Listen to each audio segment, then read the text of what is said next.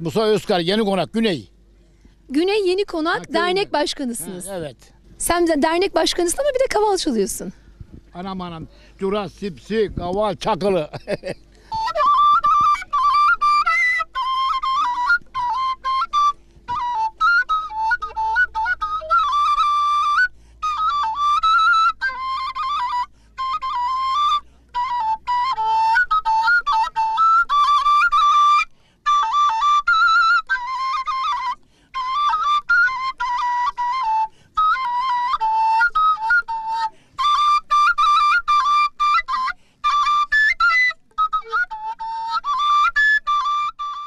Sen yaylada ne kadar yaşadın? Bana bir deyiver 45 sene bakayım. yaşadım.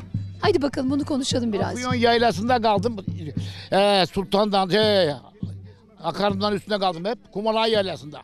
8 sene deve çektim. 58'de, 60, 64'e kadar hep devamlı deve çektim. Sandıklı Ovası'nı karış karış bilirim. Teke teke. Yani baş ağacını, karadireğini, kumalarını, akarımını, sandıklısını, ümmü bilirim hepsini. Bizim yaylalarımız çok güzeldir. 1200 metre yukarıda, suları içinde. Keki otunla yaşıyoruz. Bir doktorunuzu gömedik Allah'a şükür. 82 yaşlıyım, ben gömedim. Vallahi Allah'ım, Cenab-ı Allah'ım babam anam dur gönlü yatsın. Bizi hasta etmemiş. 600-700 mal var önümüzde ya. Dağda taşta kaldık. Kepenek'te ama çok kraldık. Eşim de 2009'da öldü. Evlenmedim. Rahatım bekar. Bu da benim torunum bak. Gelinim sandıkla 20 yıl oldu bunun anası daha bana dık demedi. Yani her şeylerini görün. Bak ben bunu sevdim de aldım geldim. Vallahi kızım benim. Bu çadır çok güzel bir çadırdır. İnsanları üşütmez, yağmur geçirmez.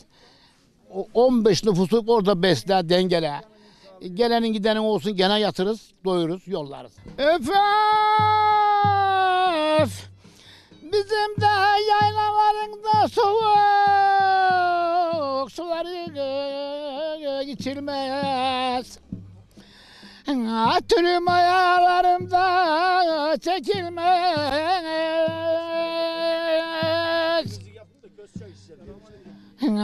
Taş yaylamda da dolanırım of.